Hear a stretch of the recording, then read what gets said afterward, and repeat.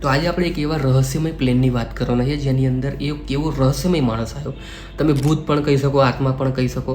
તો એણે આવીને બધાનો જીવ બચાવ્યો અને રહસ્યમય માણસ આજ સુધી મળ્યો નહીં. એ ક્યાં ગયો, કોણ હતો?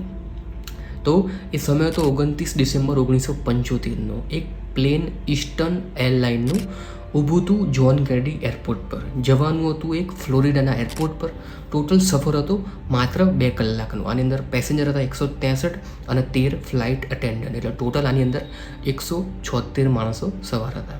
તો પ્લેન એના સફર પર જવા ચાલુ થઈ જાય છે, ટેક ઓફ કરવાનું ચાલુ કરે છે. 2 કલાકનો જે સફર હતો એ પૂરો થઈ જાય છે અને સામે એરપોર્ટ હોય છે ફ્લોરિડાનું એરપોર્ટ આવી જાય છે. 2 કિલોમીટરનું અંતર રહ્યું હતું. તો જે પાયલોટ હોય છે એ એમના લેન્ડિંગના કામે લાગી જાય છે. લેન્ડિંગના કામે તો લાગી જાય છે, પણ પાયલટને ખબર પડે છે કે જેનાથી લેન્ડિંગ થઈ શકે, લેન્ડિંગ ગિયર નીચેના જે વ્હીલ એ ખુલી નથી રહ્યા. તો હવે લેન્ડિંગ ગિયર વગર નીચેના વ્હીલ જ્યાં સુધી ખુલે ને એના વગર લેન્ડિંગ ના થઈ શકે. જો એના વગર જો લેન્ડિંગ કરવામાં આવે તો પ્લેન ક્રેશ થઈ જાય. તો પાયલટ રિપેર કરવાનું ચાલુ કરે, પણ રિપેર થતાં જ નહીં, ના લેન્ડિંગ ગિયર ખુલે છે. તો પાયલટ વિચારે છે કે આપણે હવે એરપોર્ટના ડિપાર્ટમેન્ટને કોન્ટેક્ટ કરીએ, એટીસી ડિપાર્ટમેન્ટને. તો એટીસી ડિપાર્ટમેન્ટને કોન્ટેક્ટ કરે છે ફ્લોરિડાના. એ પાયલટ કહે છે કે અમે તમારા એરપોર્ટથી નજીક છીએ, અમારે લેન્ડિંગ કરવું છે, પણ અમારા લેન્ડિંગ ગિયર નીચેના વ્હીલ જ ખુલી નથી રહ્યા, તો અમે લેન્ડિંગ કરીએ તો કરીએ કેવી રીતે? તો એટીસી ડિપાર્ટમેન્ટ કહે છે કે તમે લેન્ડિંગ ગિયર વગર લેન્ડિંગ તો ના થઈ શકે, તમે પાછા 2000 ફીટ ઊંચાઈ પર જતા રહો અને પછી પ્લેનને ઓટો પાયલટ મોડ પર નાખી દો. પછી તમે રિપેર કરી દો લેન્ડિંગ ગિયરને, પછી તમે લેન્ડ કરી શકો છો. તો પાયલટ એટીસી ડિપાર્ટમેન્ટ માની લે છે અને પ્લેનને 2000 ફીટ સુધી ઉપર લઈ જાય છે અને પ્લેનને ઓટો પાયલટ મોડમાં નાખી દે છે. અને પ્લેનની અંદર એક ડોન રેપો એન્જિનિયર હોય છે, એને બોલવામાં આવે છે, એને કહેવામાં આવે છે કે અમારું આપણો લેન્ડિંગ ગિયર નથી ખુલી રહ્યો, નીચેના વ્હીલ નથી ખુલી રહ્યા, તો આપણે જલ્દીથી રિપેર કરવાનું છે. ડોન રેપો અને 2 પાયલટ એ રિપેરિંગનું કામ ચાલુ કરે છે. રિપેર કરતાં એમને ખબર નથી કે જે આ જે પ્લેન છે એનું ઓટો પાયલટ પણ ખરાબ હતું. તો પ્લેન ઓટો પાયલટ પર હતું જ નહીં, પ્લેન ધીમે ધીમે નીચે જઈ રહ્યું હતું. તો આ ત્રણેય જે 2 પાયલટ હતા, જે ફ્લાઇટ એન્જિનિયર હતા, એમને ખબર નથી. આ ત્રણેય તો રિપેરિંગના કામમાં લાગ્યા હતા કે જલ્દીથી લેન્ડિંગ ગિયર ખુલે તો આપણે લેન્ડ કરીએ. પણ આ પ્લેન ધીરે ધીરે નીચે જઈ રહ્યું હતું અને નીચે એટલું જતું રહ્યું કે 300 કિલોમીટરની ઝડપે આ પ્લેન ક્રેશ થઈ ગયું. આની અંદર 101 માણસો મરી ગયા અને આની અંદર 75 માણસો બચી ગયા.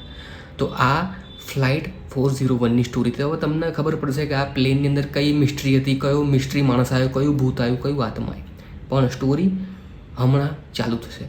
જ્યારે આ પ્લેન ક્રેશ થયું 401, તો એના અમુક પાર્ટ્સ હતા જે સારી રીતે કામ કરતા હતા. તો એને એક બીજા પ્લેનમાં વાપરવામાં આવ્યા, ફ્લાઇટ 318ની અંદર. જે પ્લેન એકદમ રેડી હતું ઉડાન ભરવા માટે. તો એ પ્લેન ઊભું હતું 318 ન્યુયોર્ક એરપોર્ટ પર. ન્યુયોર્ક એરપોર્ટથી આ પ્લેન જવાનું હતું મિયામી એરપોર્ટ પર અને ટોટલ આની અંદર પેસેન્જર હતા 180. તો આ પ્લેન ટેક ઓફ કરે છે, એના સફર પર જવાનું ચાલુ કરે છે. પછી આની અંદર એક એર હોસ્ટેસ હોય છે મેરી વિધર નામથી. તો મેરી વિધરનું જે કામ હોય છે એ બધાના પેસેન્જરને જમવાનું આપવાનું કામ હોય છે. તો એનું જમવાનું ગરમ કરવા માટે ઓવનની અંદર મૂકે છે પ્લેનના. તો પ્લેનના ઓવનની અંદર મૂકે છે, તો ઓવનની અંદર જમવાનું બહાર કાઢે છે. તો ઓવનની અંદર એ જોવે છે, ઓવનની સ્ક્રીન ઉપર, કાચ ઉપર, કે કોઈ એક પડછાયો પડી રહ્યો છે, કોઈનો ફેસ દેખાઈ રહ્યો છે. તો એ ડરી જાય છે, એ બૂમો પાડે છે. બૂમો પાડતા બહાર જતી રહે છે અને એક ફ્લાઇટ એન્જિનિયર હોય છે આ પ્લેનની અંદર 318ની અંદર. એને કહે છે કે મને ઓવનની ઉપર એક ચહેરો દેખાઈ રહ્યો છે, તો મને બીક લાગી રહી, તમે પણ એ ચહેરો જુઓ, આ શું છે શું નહીં, મારે જમવાનું ત્યાંથી લેવાનું. ફ્લાઇટ એન્જિનિયર આવે છે, એ બી ચહેરો જુએ છે કે ઓવન પર રિયલીમાં એક ચહેરો દેખાઈ રહ્યો છે. ફ્લાઇટ એન્જિનિયર એ ચહેરાને ઓળખી જાય છે, કારણ કે એ જે ચહેરો હતો એ હતો ફ્લાઇટ 401ના એન્જિનિયર ડોન રેપોનો. અને ચહેરો ખાલી દેખાતો જ નહોતો, એ વાત પણ કરતો હતો. ને એ ડોન રેપોનો જે ચહેરો હતો, જે ફેસ હતો, એ કહી રહ્યો હતો આ ફ્લાઇટ એન્જિનિયરને ને એર હોસ્ટેસને કે જલ્દીથી તમે આ પ્લેન લેન્ડ કરાવો, આ પ્લેન ક્રેશ થવાનું છે. અને એટલું જ કહીને આ ચહેરો ગાયબ થઈ જાય છે. તો આ બંને જણા જે હોય છે, મેરી વિધરના ફ્લાઇટ એન્જિનિયર, એ આખા સ્ટાફને બોલાવે છે ને આ બધી સ્ટોરી કહે છે, અમને ડોન રેપોનો ચહેરો દેખાયો ને આ પ્લેન જલ્દીથી લેન્ડ કરાવો, પ્લેન ક્રેશ થઈ જશે, આની અંદર આગ લાગવાની છે. તો બધે એમનો મજાક બનાવે છે કે આવું થોડી હોઈ શકે, કોઈ વાત એમની સિરિયસલી લેતું નહીં, બધા પોતપોતાના કામમાં લાગી જાય. પછી શું થાય છે? પછી 10-20 મિનિટનો સમય પ્રસાર થાય છે અને પાયલટને ખબર પડે છે કે આ પ્લેનની અંદર કોઈ પ્રોબ્લેમ છે. આ પ્લેન ઉડી શકે એમ નથી. આ પ્લેનની અંદર કંઈક તો પ્રોબ્લેમ છે. આપણે જલ્દીથી ઇમરજન્સી લેન્ડિંગ ક્યાંક ને ક્યાંક કોઈક નજીકના એરપોર્ટ પર કરવું પડશે. તો પાયલટ એક નજીકના એરપોર્ટ પર ઇમરજન્સી લેન્ડિંગ કરાવે છે અને પ્લેનને સર્વિસ માટે મોકલે છે કે આ પ્લેનની અંદર ચેક કરો કોઈ પ્રોબ્લેમ તો નથી ને. તો સર્વિસવાળા કહે છે કે આ પ્લેન એકદમ રેડી છે, આ પ્લેનની અંદર એક પણ પ્રોબ્લેમ નથી, તમે પાછું આ પેસેન્જરને બેસાડો અને પાછા તમારા જ્યાં ફ્લોરિડાના એરપોર્ટ પર, જ્યાં મિયામી એરપોર્ટ પર જ્યાં પહોંચો ને ત્યાં પહોંચી જાઓ. પણ પાયલટ અને જે એર હોસ્ટેસ હોય છે અને જે ફ્લાઇટ એન્જિનિયર હોય છે એમને એક ડાઉટ હતો કે આ પ્લેનને તમે એકવાર ટેસ્ટ ડ્રાઈવ લો. આ પ્લેનની અંદર પેસેન્જર નથી બેસાડવા, પહેલાં ટેસ્ટ ડ્રાઈવ લો, પછી અમે આ પેસેન્જર બેસાડીશું આ પ્લેનની અંદર, ત્યાં સુધી નહીં બેસાડીએ. તો પ્લેનની ટેસ્ટ ડ્રાઈવ લેવામાં આવે છે. પ્લેનની જ્યારે ટેસ્ટ ડ્રાઈવ લેવામાં આવે છે અને પ્લેનની અંદર આગ લાગે છે ને આ પ્લેન ક્રેશ થઈ જાય છે. તો અહીંયા 3 માણસોની વાત સાચી થઈ જાય છે, ડોન ડ્રેપોની, ફ્લાઇટ એન્જિનિયરની, એર હોસ્ટેસ મેરી વિધરની.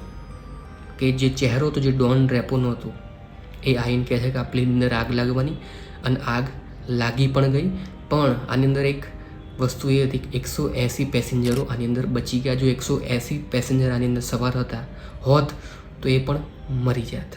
તો આ ડોન ડ્રેપોની આત્મા આ પ્લેનની અંદર કેવી રીતે આવી? તો આ પ્લેનની અંદર જે જૂના પાર્ટ્સ હતા 401ના એ યુઝ કરવામાં આવ્યા હતા. તો એની આત્મા આ 318ની અંદર ડોન ડ્રેપોની આત્મા હતી.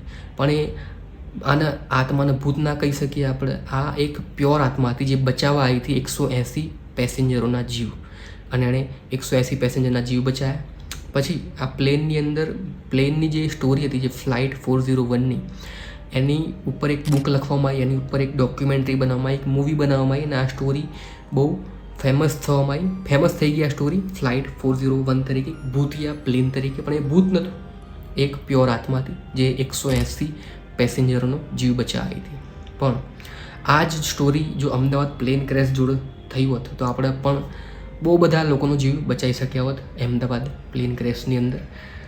પણ આવી જ આત્માઓની આપણે બહુ જરૂર છે, ડોન ડ્રેપો જેવા એક પ્યોર સોલની, જેણે 180 પેસેન્જરોનો જીવ બચાવ્યો આ પ્લેનના એક ઓવન પર આવીને. તો આ હતી મિસ્ટ્રી સ્ટોરી ફ્લાઇટ 401ની. હું મળીશ તમને આગળના વિડીયોની અંદર.